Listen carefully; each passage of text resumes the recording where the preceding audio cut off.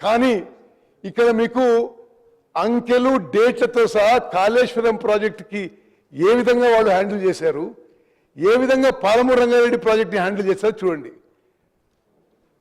2014 నుంచి నవంబర్ 2023 వరకు కాళేశ్వరం ప్రాజెక్టుపై సుమారు 90,000 కోట్లు ఖర్చు పెడితే పాలమూరు రంగారెడ్డి ప్రాజెక్టుపై 27,000 కోట్లు ఖర్చు పెట్టారు.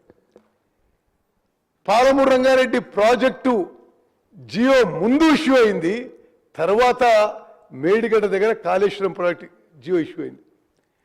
అదేవిధంగా terms of reference by ministry of environment and forest government of India ఒకే సంవత్సరం గ్రాంట్ చేసిన మరి అడ్మినిస్ట్రేటివ్ అప్రూవల్ పాలమూరు రంగారెడ్డి ప్రాజెక్టుకి ముందున్న ఒక సంవత్సరం సుమారు ముందున్న కాళేశ్వరం ప్రాజెక్టుకు సంవత్సరం తర్వాత ఉన్న మరి కాళేశ్వరం ప్రాజెక్టు యొక్క డేట్లు చూడండి, పాలమూరు రంగారెడ్డి ప్రాజెక్ట్ డేట్ చూడండి. కాళేశ్వరం ప్రాజెక్టుకి ఎన్వైరన్మెంట్ క్లియరెన్స్ కోసం పబ్లిక్ హియరింగు 2017 ఆగస్టులో నిర్వహిస్తే మరి పాలమూరు రంగారెడ్డి లిఫ్ట్ ఇరిగేషన్ స్కీమ్కి పబ్లిక్ హియరింగు ఆగస్టు 2021లో నిర్వహించారు. అంటే సుమారు 4 ఏళ్ల తర్వాత మరి పాలమూరు రంగారెడ్డి ప్రాజెక్ట్ని స్లో డౌన్ చేయాలి, పాలమూరు రంగారెడ్డి ప్రాజెక్ట్స్ని వర్క్ని స్లో డౌన్ చేయాలని స్పష్టంగా 2021లో ఆనాటి ఈఎన్సీ పాలమూరు రంగారెడ్డి ప్రాజెక్ట్ ఇంజనీర్లకి చెప్పిన విషయం కూడా ఉమ్మడి మహబూబ్నగర్ జిల్లా ప్రజలందరికీ తెలవాలి. అదేవిధంగా పాలమూరు రంగారెడ్డి ప్రాజెక్టుకి జియో ముందుచ్చింది,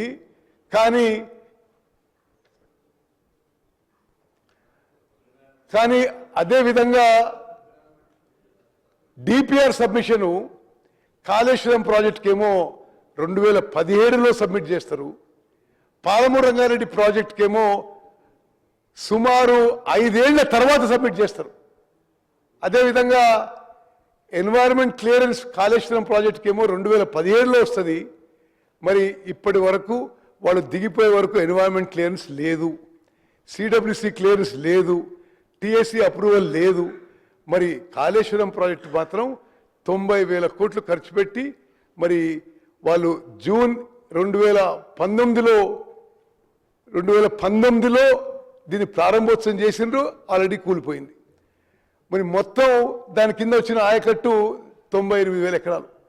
అంటే నేను కాళేశ్వరం ప్రాజెక్టు కానీ మరి గోదావరి బేసిన్ ప్రాజెక్టులో ఇంత ఖర్చు పెట్టినా ఇంకెక్కువ ఖర్చు పెట్టినా మాకు అభ్యంతరం లేదు. కానీ పాలమూరు రంగారెడ్డి ప్రాజెక్టుకి ఏ విధంగా నిర్లక్ష్యం జరిగిందో చాలా స్పష్టంగా తెలియదర్చును.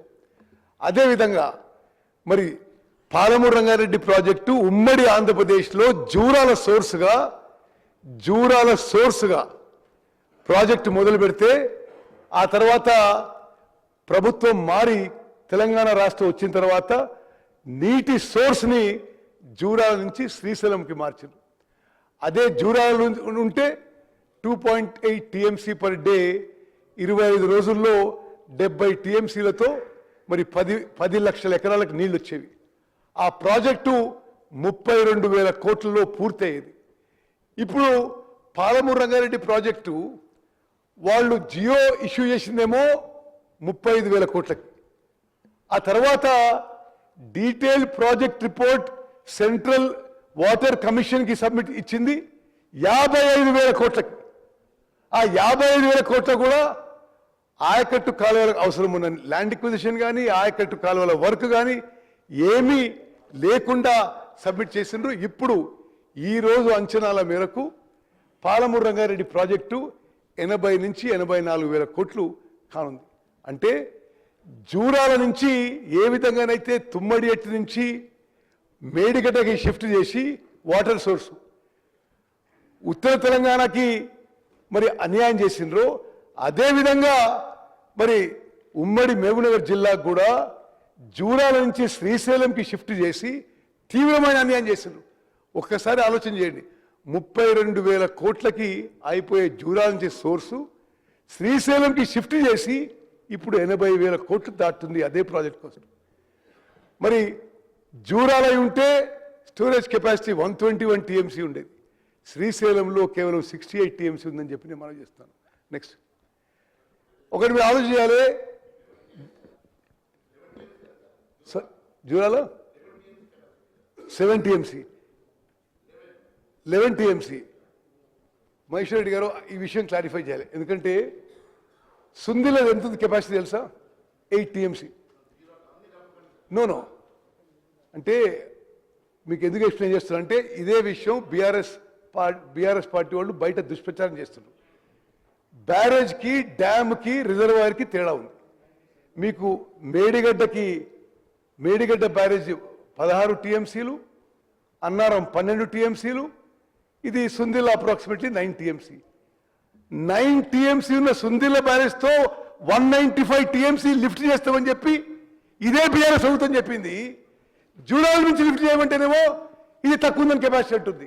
ఇది పూర్తిగా ఇది ఒక కుట్రతో కాస్ట్ ఎస్టిమేట్ పెంచి వేరే మతలబు జరిగిన విషయం చెప్పి నేను మనం చేస్తున్నాను. మరి జూరాల ప్రాజెక్టుకి నీళ్లు లిఫ్ట్ చేసేది 414 మీటర్లు. అదే ఇప్పుడు శ్రీశైలం సోర్స్ నుంచి లిఫ్టింగ్ హైటు 560 మీటర్లు. అదే జూరాల ప్రాజెక్ట్ చేసి ఉంటే 22 పంపులతో ప్రాజెక్టు పూర్తయ్యేది. మరి శ్రీశైలంలో 37 పంపులు అవసరమైన విషయం కూడా నేను మనవి చేస్తున్నాను. నెక్స్ట్ అదేవిధంగా కృష్ణా నదీ జలాల విషయంలో కూడా ఆంధ్రప్రదేశ్ అక్రమంగా తరలించుకుపోయే నీళ్ల విషయంలో మీరు ఈ యొక్క స్లైడ్ దయచేసి కృష్ణా బేసిన్ ఎమ్మెల్యేలు అందరూ కూడా ప్రత్యేకంగా గమనించాలి. ఎప్పుడు మాట్లాడినా ప్రతిపక్ష పార్టీ నాయకులు కృష్ణా నదీ జలాల్లో వాళ్ళేదో గొప్పలు సాధించినట్టుగా, ఆ తర్వాత ఏదో తప్పులు చేస్తున్నట్టుగా మాట్లాడుతున్నారు. వాస్తవంగా 2014లో ఏ రోజు తెలంగాణ రాష్ట్రం ఏర్పడ్డదో water drawal capacity of Krishna water from Srisailam backwaters, ఆ రోజు అన్నీ కలిపితే పర్ డే 51,000 క్యూసెక్స్ ఉంటే 4.47 టీఎంసీ పర్ డే ఉంటే, ఈ 10 ఏళ్లలో టిఆర్ఎస్ పార్టీ అధికారంలో ఉన్న 10 ఏళ్లలో కృష్ణా నదీ జలాలు ఆంధ్ర తరలించడానికి క్రియేట్ చేసిన infrastructure from back water of Srisailam reservoir is now 13.16 TMC per day.